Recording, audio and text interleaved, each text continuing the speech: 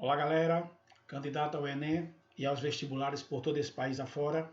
Professor Marco Aurélio, mais uma vez aqui direto do Literacurso. E hoje nós vamos levar um papo literário sobre o segundo momento da chamada Idade Média, que corresponde ao seu final, né?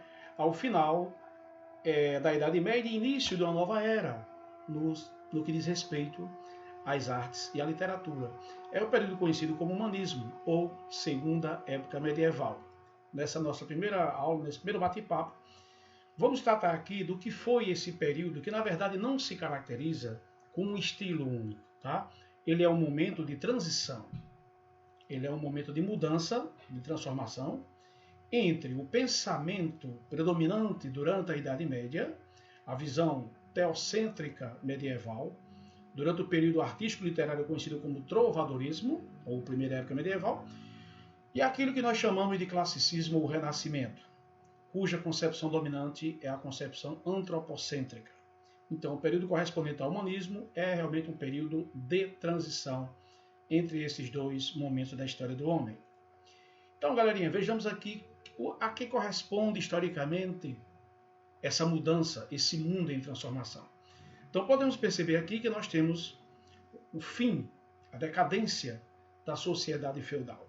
E quais são os elementos que estão associados a esse momento histórico? Você tem aí a questão da peste negra, que dizimou boa parte da população europeia, e você tem, por causa disso mesmo, a questão do êxodo rural, as pessoas abandonando a economia primária e vindo para as cidades. Por quê? Porque isso foi proporcionado, o abandono da atividade do campo, né, nos feudos, foi proporcionado exatamente pelos avanços tecnológicos na agricultura. Então percebam que as coisas estão bem conectadas. Isso proporciona um crescimento econômico muito grande. E aí a mudança de estilo de vida, porque aí você começa a ter uma vida mais urbana, tá certo? E aí você tem a questão das circulações de bens materiais, cada vez mais saindo da questão presa ao campo e uma vida do homem mais ligada aos muros da cidade. E é exatamente em que há o desenvolvimento das chamadas cidades-estados. Então são cidades muito fortes em que a atividade comercial vai se intensificar, tá? Os famosos burgos, ou cidades, né, do latim burgos. Daí temos o nome burguesia, que era o comerciante, o cara que vivia da troca do dinheiro, da moeda, né? Então a riqueza material deixa de ser medida pela posse da terra, como fora, né, durante a primeira Idade Média, durante o trovadorismo. Agora a riqueza é medida pelo capital obtido pelo comércio. Então os ricos são os que detêm o capital, a moeda. E aí nós temos uma obra, gente, que vai marcar esse período. Seria o marco literário desse período, que é a Divina Comédia, de Dante Alighieri. Essa obra vai ser estrondosa por quê, galera? Aqui na ilustração de Domênico, você tem Dante mostrando essa obra para a cidade de Florença, né? Dante traz nessa obra uma outra explicação para os fenômenos vida e morte, saindo um pouco, mas não deixando de todo, apenas a visão teocêntrica desses fatos, da vida e da morte. Então há uma explicação que passa pela luz da razão e não só da fé. Passa pela luz do homem, da observação do homem no seu mundo. A representação da importância do ser humano no mundo. E não apenas somente a representação de Deus como centro de tudo. Tá? E essas obras, a começar pela Divina Comédia, ela vai representar essa síntese do saber desse período.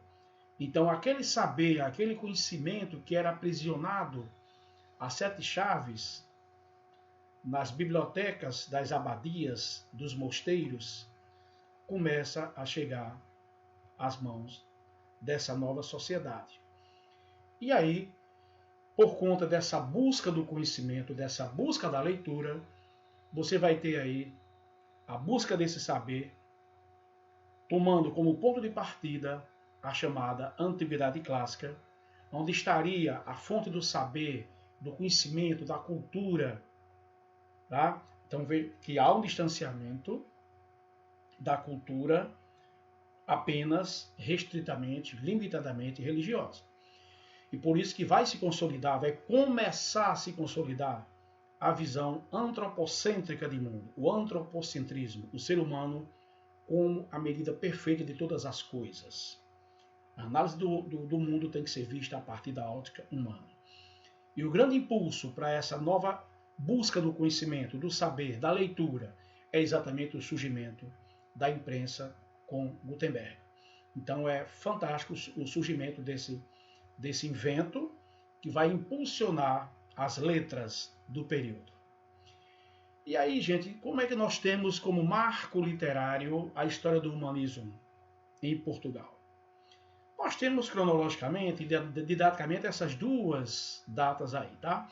1418, que é quando Fernão Lopes, esse cidadão retratado aqui, é designado como guarda-mor da Torre do Tombo, que era a Torre de Belém, depois vai passar a chamar a Torre de Belém, que era a Torre dos Arquivos, onde se guardavam os arquivos da história do governo português, tá?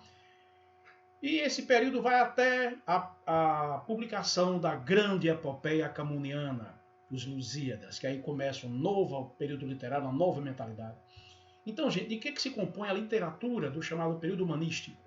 Se compõe de dois elementos básicos. A historiografia, feita por esse grande historiógrafo, Fernão Lopes, que era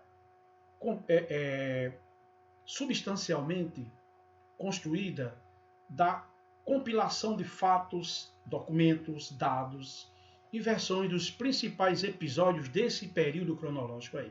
Esse cara registra tudo, tá?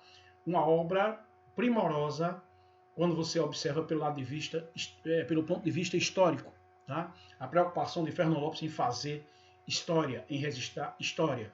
E aí, claro, tem o seu valor literário. E um detalhe muito importante, ele não registra só os fatos, os grandes fatos, dos nobres, da aristocracia, dos palácios, da nobreza. Não. Ele vai incluir o que ele chamava de arraia miúda, a participação do povo nesses acontecimentos. Tá? Então, em seus relatos, em suas narrativas, o povo passa a ser também protagonista. E aí, como síntese desse período, em termos de destaque, em termos de marco, nós temos aí essas três crônicas. Crônicas del Rei Dom Pedro I, a compilação e crítica dos principais acontecimentos do reinado de Dom Pedro I, não é aquele do Brasil, tá? Dom Pedro I de Portugal. E aí, dentre esses fatos, um fato que vai ser registrado por ele, historicamente, a morte da princesa de Inês de Castro, tá? De Castela, da Espanha, que Camões vai retomar lá na frente, no episódio lírico. Isso nós faremos em outro bate-papo em Os Lusíadas, tá bom? A crônica de El Rei Dom Fernando, então a narração do período que se inicia com o casamento de Dom Fernando com Dona Leonor Teles e se encerra com a Revolução de Avis em Portugal. Perceba que a historiografia vai contando cronologicamente a história do reino de Portugal. E a crônica de El Rei Dom João I. Então ele conta desde a morte de Dom Fernando e o reinado de Dom João. Então é dessa ocupação literária, histórica, que vai se ocupar, né, que nós vamos ter na chamada historiografia portuguesa de Fernão Lopes. Tá bom? Depois, por motivo de saúde, ele até vai falecer um pouco mais cedo e terá um substituto na Torre do Tombo, que é o escritor, também historiador, Gomes Eanes de Azurara, ou de Zurara, como tem essa versão. E o segundo ponto da literatura humanista, do período humanismo, né, é a chamada prosa didática ou prosa doutrinária. Perceba o nome, doutrina, didática, didatismo. Servia a educação de fidalgos e nobres para a vida na corte. Tem que ter uma certa etiqueta para viver na corte, para fazer parte dessa corte. E também a tradução de obras do latim, do grego, do hebraico, para a língua portuguesa. Então, qual que era essa prosa doutrinária? Percebam aí, gente. Livro da Montaria, escrito por Dom João I. A arte de caçar porcos, monteses e de cavalgar. Então veja que se escrevia sobre isso, porque isso era uma espécie de ensino para certos comportamentos e etiquetas na corte.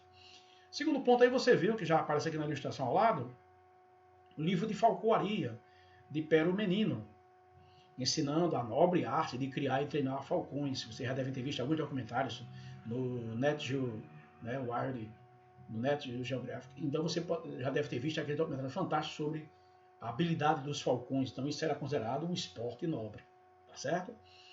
E aí você tem de Dom Duarte, um grande escritor do período, Leal Conselheiro, livro da ensinança de bem cavalgar toda a sela, ou seja, se ensinava também isso como modus vivendi dessa corte. Ele também traz considerações filosóficas variadas e os prazeres e benefícios da vida ao ar livre, como o hipismo. Veja por que o hipismo até hoje é um esporte nobre. Tá? E mais um exemplo aqui dessa prosa didática você tem no livro da Virtuosa Benfeitoria de Dom Pedro, uma adaptação da obra de Benéfices de Sêneca, do grande imperador romano Sêneca. Então é aí que você tem a nossa historiografia portuguesa, tá? Dividindo-se em historiografia, livros sobre Portugal, sobre o reinado português, e livros que ensinam o bom comportamento na nobreza. Ficamos por aqui no bate-papo de hoje. Acesse o canal Literacurso, dá lá a sua like, para quando chegarem novas aulas, novos bate-papos literários, vocês ficarem por dentro. Um beijo e até lá.